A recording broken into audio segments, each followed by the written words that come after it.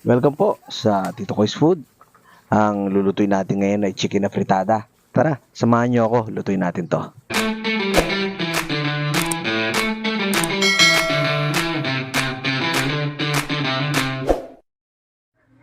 So meron ako ditong 1 kilong manok and then i-marinate ko lang to. So mag-start ako ng toyo, ground black pepper, at maglalagay din ako ng garlic powder. Ang next step naman natin ay haluin lang natin to or imimekas-mekas lang natin. Para sa gulay naman, nag-prepare ako dito ng isang potato at 2 carrots. So after natin mabalatan, slice lang natin to into bite size. Nagpainit na ako ng mantika dito at uunahin natin dito yung mga patatas at carrots. I-half cook lang natin ito. After 3 to 5 minutes, pwede na natin itong hanguin or ahunin sa mantika. Para mas maging malasa ang manok natin at yung gagawin natin chicken na fritada, isisir natin itong mga manok na na-marinate natin. Bali, marination pala nakadepende sa inyo. Siguro minimum of 1 hour. So babalik na rin ko lang itong mga manok para masir din yung other side niya. So kapag nasir na yung both sides ng manok natin, pwede natin itong ahunin. Makikita natin na meron na siyang kulay. So gawin din natin ito sa mga natitira pa nating marinated na chicken. So kapag nasir na lahat ng chicken, magigisa na tayo. So nag-start ako ng minced na garlic or bawang na dinikdik. Isusunod ko naman ng sibuyas or onion.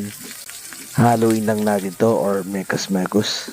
So after ko mahalo, maglalagay na agad ako dito ng tomato paste.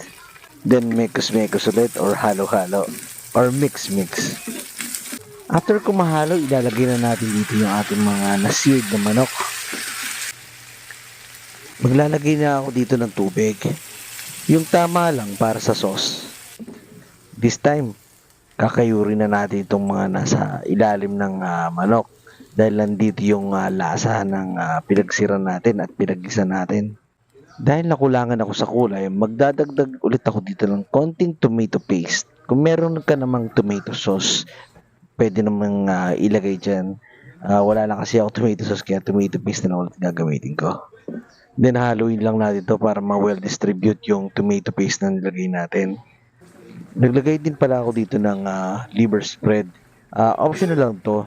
Kung gusto nyo lang lagyan o pwede naman hindi.